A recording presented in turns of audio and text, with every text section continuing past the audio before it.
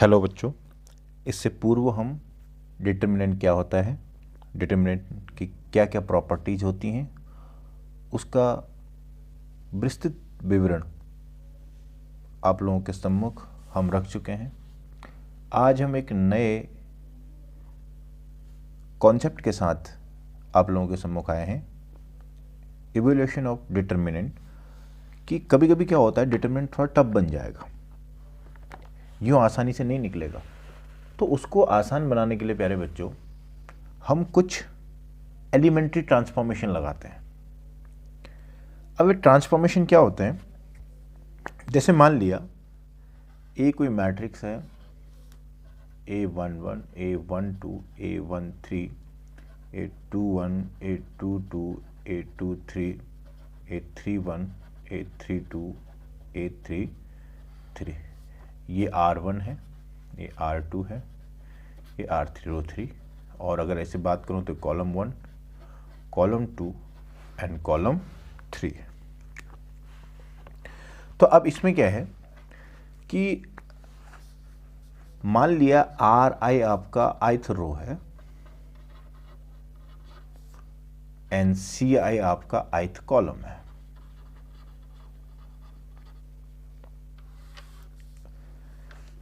तो हम किसी भी रो को आपस में अगर इंटरचेंज कर दें, रो को, आई बात समझ में, पहला। दूसरा, किसी रो को उसी रो से प्लस किसी स्केलर से किसी दूसरे रो को मल्टीप्लाई करके उसकी जगह लिख सकते हैं। तीसरा, किसी भी रो को उसके एलिमेंट को किसी स्केलर से मल्टीप्लाई करके लिख सकते हैं। सिमिलरली फॉर कॉलम,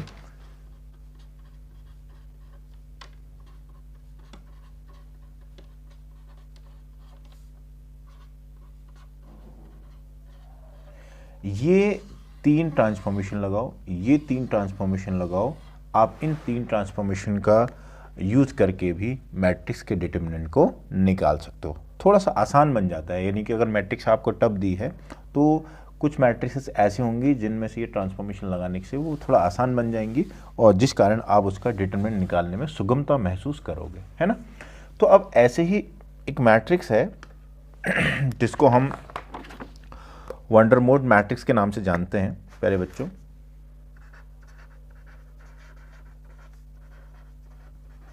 इस मैट्रिक्स की कुछ खास बात होती है, जरा ध्यान देना हमेशा।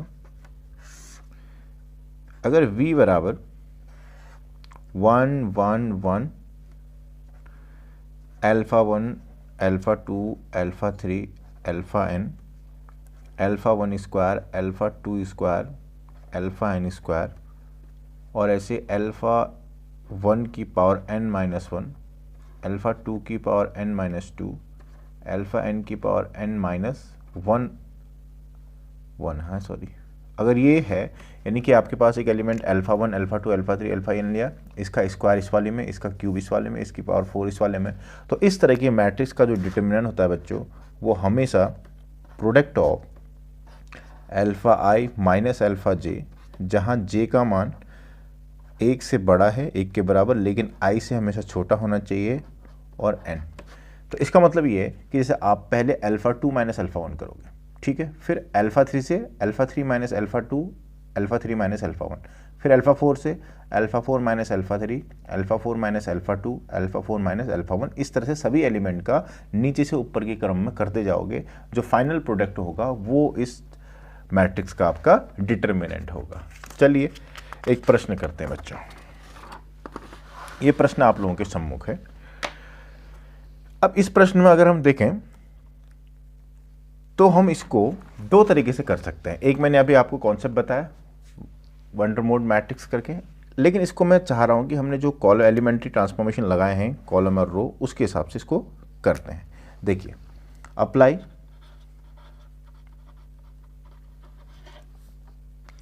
R2 की जगह R2 माइनस R1 करते हैं और R3 की जगह R3 माइनस R1 करते हैं।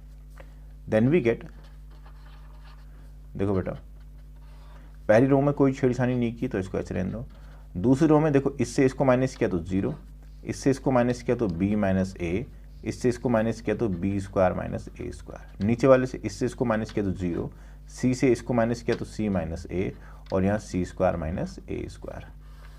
ये हो जाएगा 1ab स्क्वायर, 0b माइनस ए, 0c माइनस ए, b माइनस ए b प्लस ए, c माइनस ए c प्लस ए, और इसका डिटर्मिनेंट। अब देखो, अब हम क्या करेंगे, यदि हम पहले कॉलम के करस्पॉन्डिंग इस मैट्रिक्स को ओपन करें तो इसका डिटर्मिनेंट निकालना थोड़ा आसान हो जाएगा। कैसे, देखो क्या लिखोगे यहाँ पे, ऑन एक्सपेंडिंग द डिटर्मिनेंट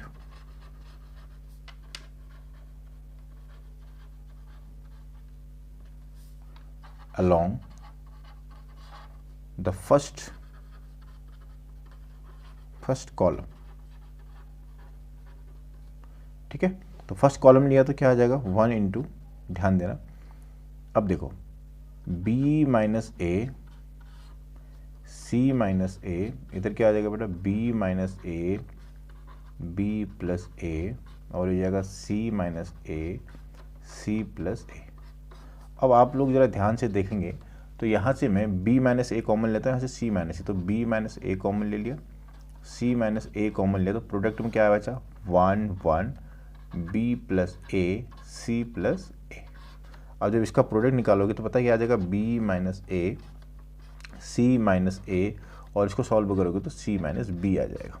ठीक, अब अगर मैं जो मैंने पुराना वाला कॉन्सेप्ट बताया था आपको कि क्या करेंगे, देखो b से पहले इसको माइनस करेंगे, b माइनस ए, आगे b माइनस ए, फिर c से c माइनस b करोगे, c माइनस b आ गया देखो, और फिर c माइनस ए करोगे तो c माइनस ए भी आ गया। तो इतना करने की आवश्यकता नहीं है, बस यहाँ से भी आप इसको डायरेक्ट बता सकते हो। जैसे मान लिया अगर यहाँ पर उदाहरण तरह ऐसा ही क्वेश्चन होता 1 1 1 1 a b c d, A square B square C square D square, A cube B cube C cube D cube, ऐसा प्रश्न होता तो इसका डिटरमिनेंट कुछ नहीं, पहले b माइनस ए होगा, अब c से नंबर लगाओ c minus B c minus A, फिर अब d से नंबर लगाओ d minus C d minus B d minus A. ये इसकी सुंदरता है इस क्वेश्चन की कि अगर इस तरह का कोई प्रश्न एग्जाम में आ जाता है तो आप लोग उसको बहुत ही सरलता से कर लोगे, ये मैं आप लोगों से आशा करता हूँ। ठीक है बच्चों,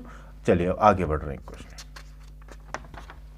ये प्रश्न है कि ए बी सी पहले वाले कॉलम में दे रखा है, बी सी ए दूसरे वाले में, सी ए बी तीसरे वाले में दे रखा है, और पूछ रहा है कि इसका डिटरमिनेंट क्या होगा। अब हम एक काम करते हैं, हमने किया अप्लाई, पहले वाले कॉलम को तीनों कॉलम के योग के बराबर लिखते हैं। चलो क्या आएगा देखो, देन डिटरमिनेंट क्या हो जाएगा बच्चों, a प्लस बी प्लस सी, और यहाँ पर b यहाँ पर c, फिर a प्लस बी प्लस सी, यहाँ पर c और यहाँ पर a, फिर अगला a प्लस बी प्लस सी, यहाँ पर a और यहाँ पर b। अब एक काम करते हैं, a plus B plus C common ले लिया, कॉमन लिया तो क्या बचा 1 1 1, क्योंकि यहाँ पर 1 1 1, और ये b c a और ये c a b आ गया। आई बात समझ में। अब हम क्या करें, अब वही अगर इनमें से दोनों को जीरो बना देते हो, जहाँ जितने अधिक जीरो जिस वाले रो या कॉलम में होंगे उसके करस्पॉन्डिंग उसको एक्सपेंड करके डिटरमिनेंट का मान निकाल लेंगे प्यारे बच्चों। तो हम क्या करते हैं, हम R2 की जगह R2 माइनस R1 और R3 की जगह R3 माइनस R1 अप्लाई करते हैं। तो क्या है देखो, so D equals to a plus B plus C 1 b c, क्योंकि पहले वाले को कुछ छेड़ ही नहीं रहे, 0 c minus B a minus C, फिर 0 a माइनस बी और b माइनस सी। कैसे आ रहा, समझ में आ रहा होगा ना, क्योंकि हमने c माइनस बी किया फिर a माइनस बी ये किया। ठीक है, अब यहाँ पर पहले वाले कॉलम के करस्पॉन्डिंग अगर इसमें ओपन करूँ तो a प्लस बी प्लस सी, तो प्यारे बच्चों ये रहेगा, और इसके करस्पॉन्डिंग क्या हो जाएगा c minus B b minus C minus a minus B और a माइनस सी, क्योंकि 1 के साथ अब क्या लोगे, इस 1 के साथ अगर खोलोगे आप तो इसका कोफैक्टर ये वाला पोर्शन आएगा ना, ये वाला, तो आपस में ऐसे मल्टीप्लाई कर लिए, और बाकी 0 से किसी को भी मल्टीप्लाई करो 0 आना है, इस 0 से किसी को मल्टीप्लाई करो 0 ही आना है, तो यहाँ कोई फ़र्क पड़ने वाला नहीं है प्यारे बच्चों। तो यहाँ से क्या आ जाएगा, मैं आप डायरेक्ट लिख देता हूँ इसको, जब सॉल्व करोगे आप इसको, सॉल्व करने के बाद -a³ plus b³ plus c³ minus 3abc जो है आपका उत्तर आ जाएगा।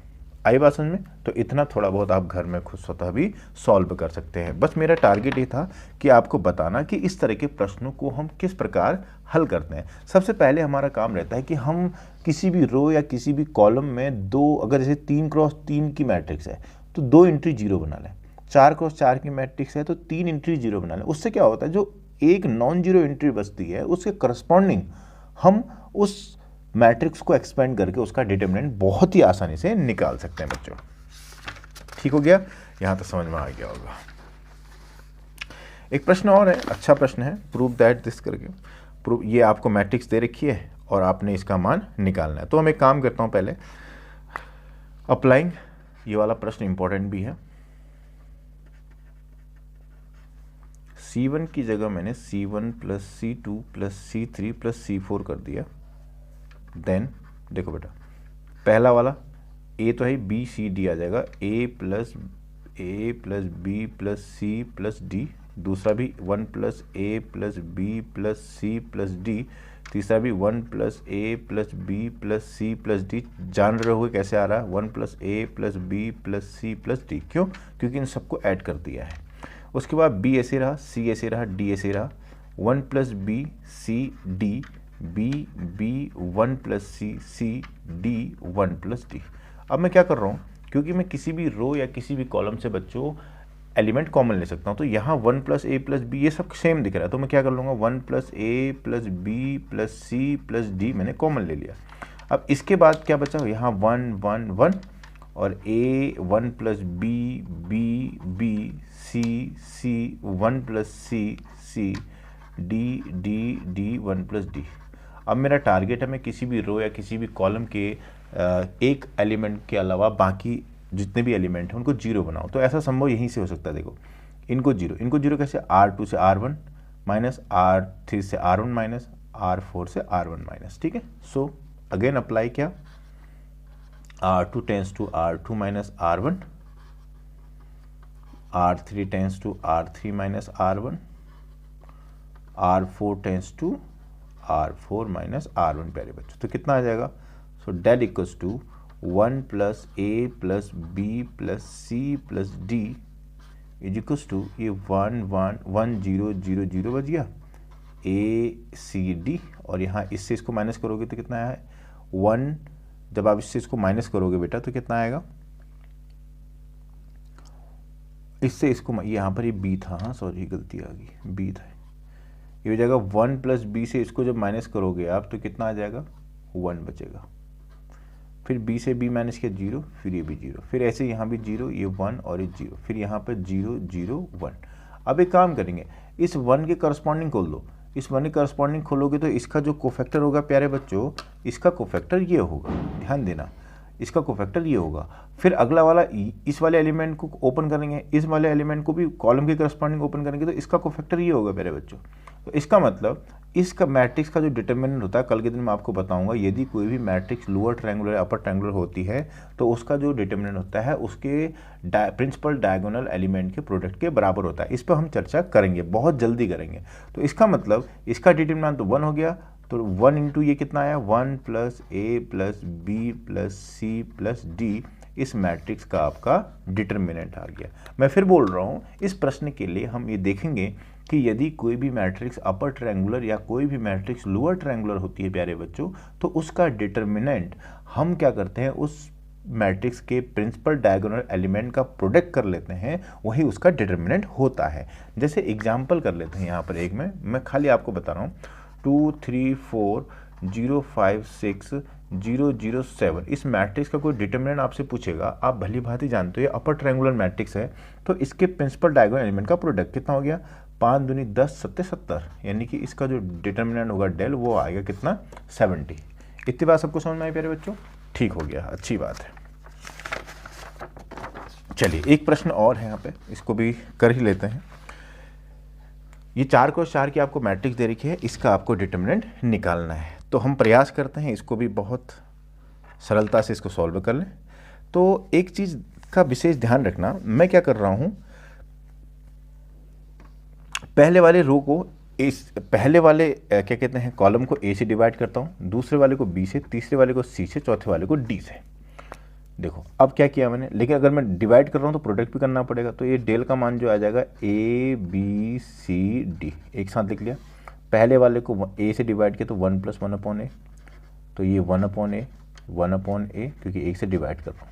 दूसरा वाला 1/b 1 + 1/b 1/b 1/b। तीसरा 1/c 1/c 1 + 1/c 1/c। फिर 1/d 1/d 1/d 1 + 1/d। आई बात समझ में? बहुत ही ध्यान से, कुछ नहीं किया। पहले वाले कॉलम को ए से डिवाइड किया तो ए से मल्टीप्लाई भी कर दिया, दूसरे वाले को बी से डिवाइड किया तो बी से मल्टीप्लाई भी कर दिया, तीसरे वाले को सी से डिवाइड किया तो सी से मल्टीप्लाई, हिसाब तो बराबर करना ही पड़ेगा ना। चौथे वाले को डी से डिवाइड किया तो डी से मल्टीप्लाई भी कर दिया, है कि नहीं? चले इतना कर दिया। अब हम क्या कर रहे हैं, इन सबको जोड़ दें।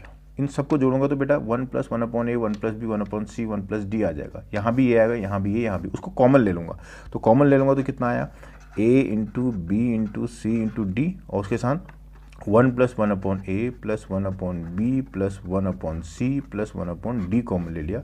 अब बचा कितना, यहाँ पर कितना बचा, 1 1 1 1, ये बचा 1/b 1 + 1/b 1/b 1/b, फिर 1/c 1/c 1/c + 1 और 1/c, फिर 1/d 1/d 1/d 1 + 1/d, इतना आया। अब क्या है, अब इसमें क्या करेंगे हम, फिर वही बात मैंने आपसे बोला, जब हमारे पास 1 1 1 हो जाते हैं तो ये और आसान हो जाता है। क्यों? क्योंकि इन तीनों को मैं जीरो बना के फर्स्ट कॉलम के करस्पॉन्डिंग इसको ओपन करके इसका डिटर्मिनेंट निकाल सकता हूँ। तो क्या आएगा बेटा, डेल इक्वल्स टू, मुझे कुछ नहीं करना, मैं RI tends to RI - RJ कर लेता हूँ, R1 कर लेता हूँ, ठीक है, जहाँ I का मान कितना है 2 3 4, सिंपल सी बात है।